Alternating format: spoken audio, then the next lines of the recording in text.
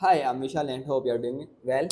तो आज के इस क्वेश्चन में हम डिस्कस करने वाले, आप क्वेश्चन को पढ़ सकते हैं, which of the two temperatures is higher and why. तो आपको यहाँ पे आंसर करना है कि आपका इनमें से कौन सा टेम्परेचर हाई है एंड क्यों है। ओके, तो ये ऐसे क्वेश्चन आपके लिए काफ़ी इंपॉर्टेंट हो जाते हैं फॉर आपकी जो बोर्ड प्रिपरेशन है उसके लिए भी, एंड अगर आप किसी कॉम्पिटिटिव एग्जाम की प्रिपरेशन कर रहे हैं तो उसके लिए भी, फॉर एग्जाम्पल आपका नीट। ओके, तो यहाँ पे समझिए क्वेश्चन को। तो बहुत सिंपल है अगर आप समझते हैं। देखिए, आपका जो टेम्परेचर और जो रेजिस्टेंस है वे एक दूसरे पे डिपेंड करते हैं। डिपेंड कैसे करते हैं यहाँ पे समझिए। आपने ड्रिफ्ट वेलोसिटी के बेस पर जो रेजिस्टेंस है उसका वैल्यू फाइंड आउट किया होगा, तो आपको यहाँ पे वैल्यू मिला होगा ml/n/e²। ओके, ए टॉर्क। टॉर्क यहाँ पे क्या था? टॉर्क है आपका एवरेज टाइम। क्या है ये? आपका एवरेज टाइम, या some time is called relaxation time. Okay, average time. अब समझिए, अगर सपोज कीजिए यार कि अगर आपको आपका जो वेलोसिटी है, ओके, वो इंक्रीज कर दिया। अब वेलोसिटी इंक्रीज कैसे होगा? जैसे कि आपको पता है कि अगर हम किसी भी मेटल का, ओके, टेम्परेचर क्या करते हैं? इंक्रीज करते हैं, तो वहाँ पर जो उसके अंदर इलेक्ट्रॉन्स है, जो फ्री इलेक्ट्रॉन्स है, उसका वेलोसिटी क्या होगा? इंक्रीज हो जाएगा। Okay, very very simple. आप इस चीज़ को समझ सकते हैं कि जो v है वो आपका डायरेक्टली प्रोपोर्शनल होता है किसके? डेल्टा टी के। डेल्टा टी यहाँ पे क्या है? टेम्परेचर। अगर आप किसी भी मेटल का टेम्परेचर बढ़ाते हैं, दैट्स मीन उसका जो वेलोसिटी है वो क्या होगा? इंक्रीज होगा। ओके, तो हमने ये लिखा है कि अगर आपका ड्रिफ्ट वेलोसिटी क्या होता है? इंक्रीज होता है, दैट्स मीन उसका जो टॉर्क है, ओके, वो क्या होगा? आपका डिक्रीज हो जाएगा। टॉर्क यहाँ पे किसको बता रहा है? टाइम को बता रहा है। ओके, तो आप समझ भी सकते हैं कि सपोज करो कि आपका एक पॉइंट है, या आपका बी पॉइंट है। अगर आपको यहाँ से यहाँ तक आना है, ओके, तो अगर आपने अपनी स्पीड बढ़ा लिया तो इसका मतलब है कि आपको यहाँ से यहाँ तक आने, मतलब इस पॉइंट से इस पॉइंट तक आने में टाइम क्या लगेगा? कम लगेगा। अगर आपने अपनी स्पीड को बढ़ाते हैं तो आपको जो टाइम है वो कम लग रहा है। ओके, तो यहाँ पे भी हमने ये बोला है, अगर आपने स्पीड को क्या करा? इंक्रीज किया, तो आपका जो टॉर्क है वो क्या हो जाएगा? डिक्रीज हो जाएगा।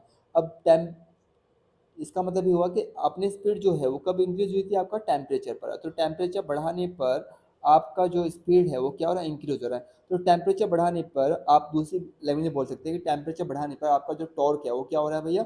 डिक्रीज हो रहा है। ओके, अब पीछे आइए।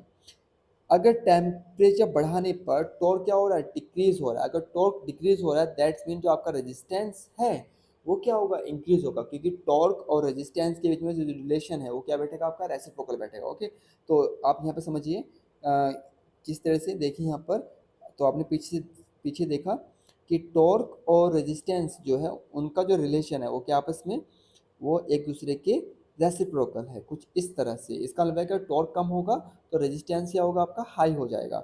अब यहाँ पे देखिए, आप समझने की कोशिश कीजिए। मैं इसको सबको रफ करने वाला हूँ जो यहाँ पे हमने लिखा है। ओके, इसको हमने रफ किया। नाउ अब समझिए, आपने टेम्परेचर को इंक्रीज किया। टेम्परेचर इंक्रीज होने से आपका जो वेलोसिटी है वो इंक्रीज हुआ, और वेलोसिटी इंक्रीज होने की वजह से आपका जो टॉर्क है वो क्या हुआ? डिक्रीज हुआ। अगर टॉर्क डिक्रीज होता है, दैट्स मीन जो रेजिस्टेंस है वो क्या होगा? इंक्रीज होगा। तो अब यहाँ पे समझिए कि टेम्परेचर इंक्रीज होने पर जो रेजिस्टेंस है वो क्या हो रहा है? इंक्रीज हो रहा है। ये बहुत सिंपल सी बात है, आपको आई थिंक समझ में आ गई होगी। नाउ अब आप इसको भी रफ कीजिए, एंड अब ग्राफ से आइए।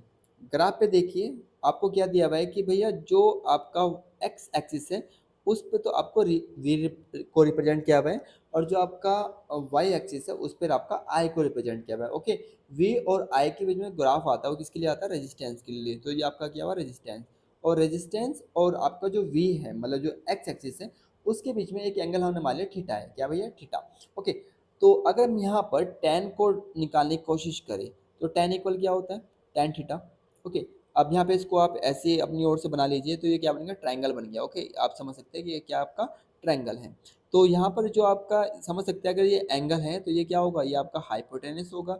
ओके, ये आपका परपेंडिकुलर होगा, और ये आपका क्या होगा? बेस होगा। तो यहाँ पे जो परपेंडिकुलर है वो इक्विवेलेंट किसके? करंट के। और जो बेस है वो इक्विवेलेंट किसके? आपके वोल्टेज की। ओके, तो आपको पता है कि tan थीटा इक्वल क्या होता है? P अपॉन बी, मतलब परपेंडिकुलर ओवर बेस। तो यहाँ पर परपेंडिकुलर क्या आपका I है और बेस क्या आपका V है। ओके, अब मैं इसको ग्राफ को भी थोड़ा सा रफ करूँ, बिकॉज यहाँ पे स्पेस थोड़ा कम रह गया है। तो नाउ अगर आप देखें तो आपको यहाँ पे मिला है कि I अपॉन V।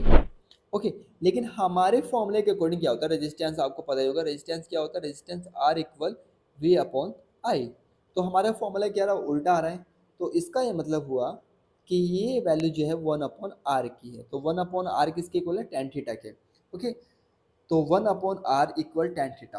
तो अगर हम इसको उल्टा भी लिख सकते हैं भाई, किस तरह से, ओके नेक्स्ट पेज पे चलते हैं। ओके, इसको भी थोड़ा रफ करना पड़ेगा यहाँ पर।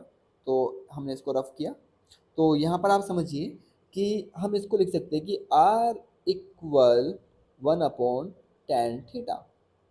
ओके, तो इसका मतलब ये हुआ कि अगर आपका थीटा, ओके मतलब एंगल, अगर आपका थीटा का वैल्यू कम होगा तो इसका ये मतलब हुआ कि जो रेजिस्टेंस है उसका वैल्यू क्या होगा, ज़्यादा होगा। बिकॉज tan की जो वैल्यू है वो एंगल बढ़ने के साथ क्या होता है, बढ़ता है।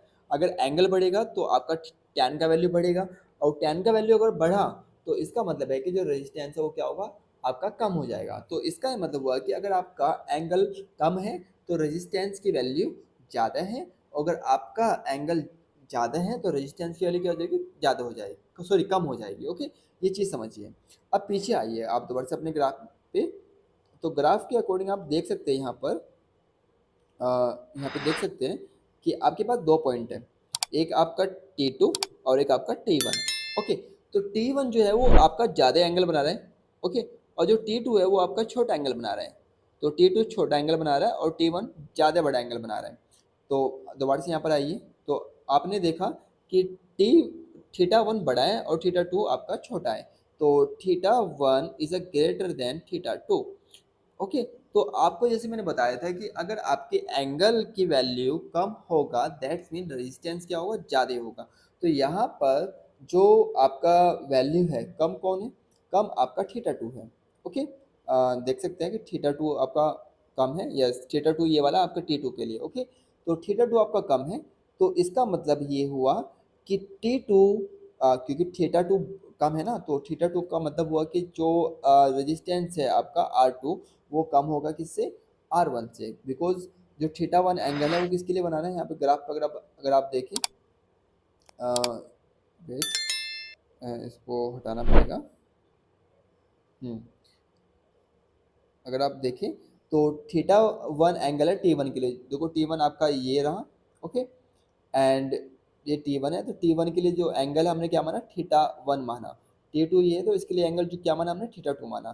तो वही हमने यहाँ पे लिखा है कि आपका थीटा 2 आपका लेस है किससे, थीटा 1 से। तो इसका मतलब है कि जो एंगल आपका कम होगा उसके लिए रेजिस्टेंस की वैल्यू क्या होगी, ज़्यादा होगी। तो आप यहाँ पे लिख सकते हैं कि जो आपका थीटा 2 है वो आपका कम है, तो इसका मतलब है कि रेजिस्टेंस R2 क्या होगा, बड़ा होगा किससे, रेजिस्टेंस R1 से।